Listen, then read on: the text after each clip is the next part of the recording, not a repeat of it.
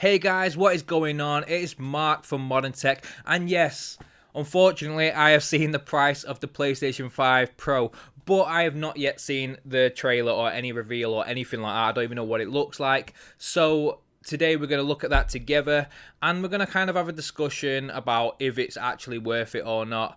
And I want to actually chat with you guys in the comments, so obviously comment below what your opinions are on this. And yeah, let's get into it. Let's watch it together for the first time.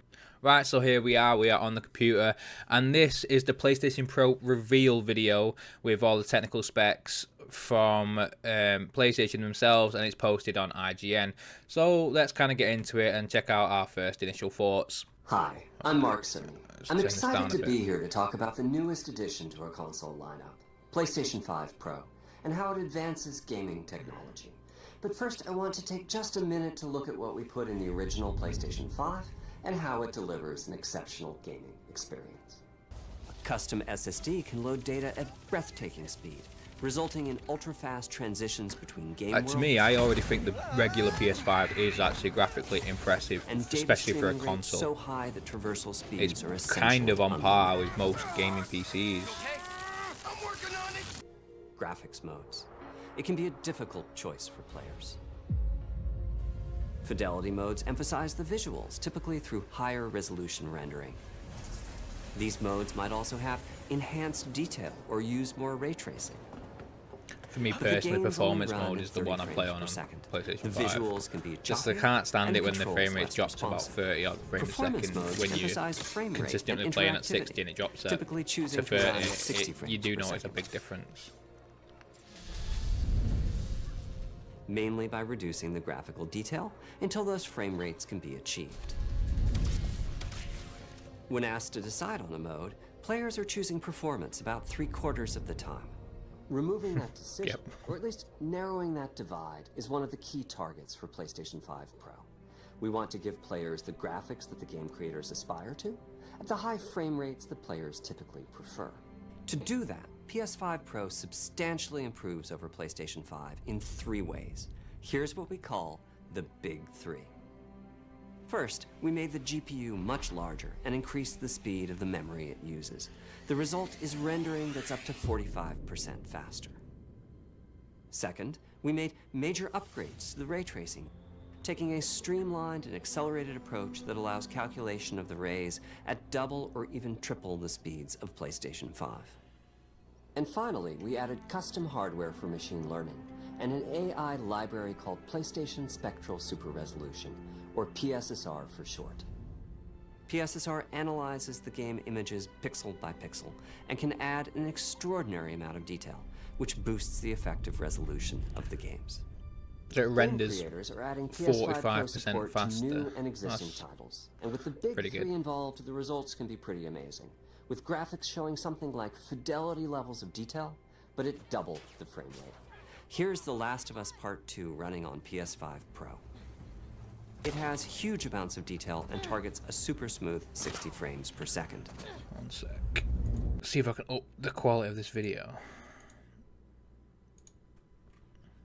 I might not change it on the screen recording. The screen recording is probably set to 1080p, but I'm just changed it from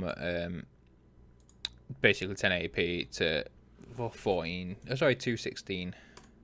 4K. Let's compare this to the fidelity mode on PS5, which is only running at 30 frames per second and is therefore much choppier. You can see a visible difference there, to be fair. It did look a lot better on the right. £700 better, I'm not sure about that. Titles, including Marvel's Spider-Man 2 and Ratchet & Clank Rift Apart. We can see that PS5 Pro is close to doubling the power of PlayStation 5. Another way to compare the two consoles is to look at PS5 Pro versus it is smoother, but it wasn't bad though. That's the thing. It's not 60 frames per second. What we see here is a difference in detail. PS5 Pro is much sharper and crisper. Okay, I can see the difference. Obviously, you can tell mainly on like the leaves. Look how a bit blurred they are there, but it's that. And then the first thing that stands out is obviously the blurring around here, and it's just clear and crisp there. You know, the far background ones, they're still a bit naff regardless. But these leaves here, you know, it's more detailed. You can see the difference, but this is like minor difference. This is like PC upgrade difference. And the thing is, when people start upgrading the PCs and stuff, like myself, most people kind of become a bit snobby, and this is the type of stuff that we look into and we look for. But console players, most of the time, just want to have a console for the convenience where they just put it on and play, and they don't really care about that little minor detail. So I don't really think, you know, many console players will be buying a PS5 Pro unless they're just the type of person who wants to have the best.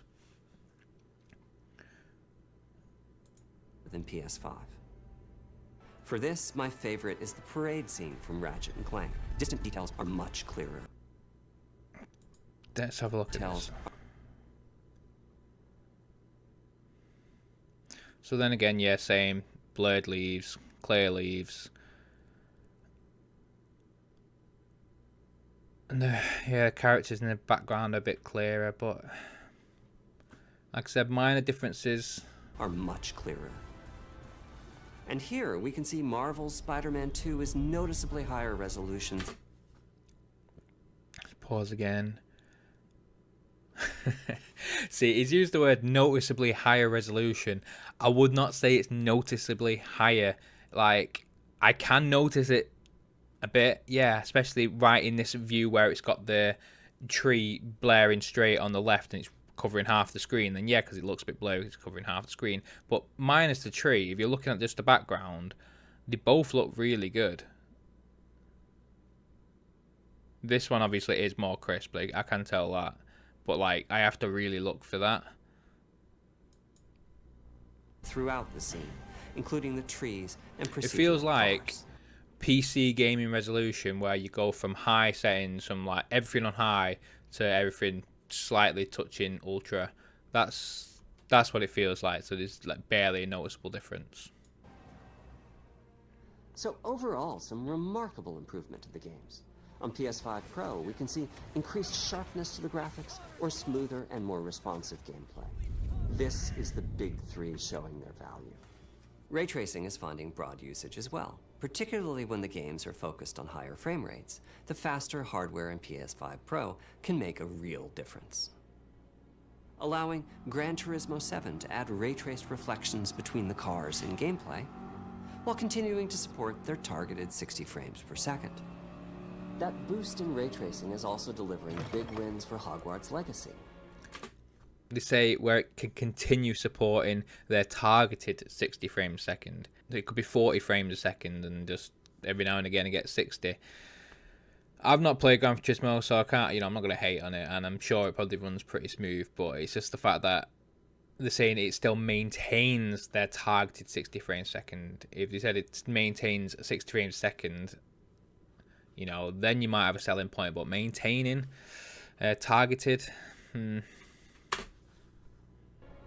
allowing not only for better reflections and a greater variety of reflective surfaces, but also Hogwarts Legacy is a game to show off ray tracing, by the way. That is, with all the halls and stuff, the reflections in the halls, it does look nice.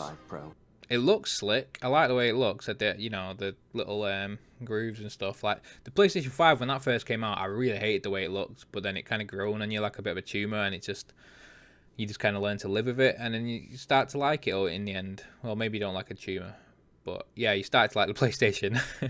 But what I can see, no disc drive, and they're not showing a second version with a disc drive, which is annoying. Vertical stands sold separately. So you don't even the minimum price $700 and you don't even get a little stand. I wonder what the UK price is. Oh wait, there. Oh, that's not fair. Do it all the time. $700 and £700. It's not fair. It's a completely different bloody price. 700 USD to GBP. So yeah, I'll move the camera out of the way so you can see that. But 700 US dollars to Great British pounds is £535. So technically, US are getting it significantly cheaper than the UK again. But £700 and you don't get a cheap little stand with it. Come on, Sony. Well, there you have it. That is the reveal for the PlayStation 5 Pro. Are you going to be getting a PlayStation 5 Pro? I'm going to tell you my conclusion. I will not be getting a PlayStation 5 Pro anytime soon, at least. Maybe when they are significantly cheaper, I will do after a few years, maybe. But right now, I have a PlayStation 5, which I very, very rarely use because, as you can tell, I am a PC gamer. I play on my PC mainly. So I only really dabble on the PlayStation 5 just for a bit of couch co-op games and stuff. But the real question is, do you actually think it is worth a significant increase in price? And like I said, the UK version means £700 while the US version is $700. It is another unfair scenario, which at this point I'm kind of used to and I kind of expect it for most things. And I'm not too hard done by that. It's just the way the world is. But that doesn't stop it from completely sucking. Of course, there is definitely a market for the PlayStation 5 Pro, but I think it's a very specific market. I think mainly it's going to be people who are competitive gamers, like the Warzone players and stuff, who want to have them extra few frames per second. And after them, it's going to be kind of the elitist type of players who just care about the best of the best and want this perfect, most crisp graphics they can possibly get. Which at the same time, I get it. I am a bit like that in some ways, and I kind of understand it. But for the regular consumer, the sales, I can tell you now, when the PlayStation 5 Pro comes out, you're going to be able to buy one if you want to buy one. It ain't going to be selling out like the PS5 did, where you can't get it for years. It will sell initially to like I said, the people in the small niche that actually want this. But regular consumers, especially if you have a PS5 already, they won't be getting one.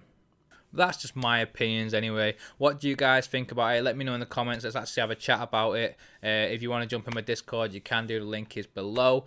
And yeah, if you like this video, please like, subscribe, comment. All that helps in algorithms. It's Mark from Monotech. Thanks for watching.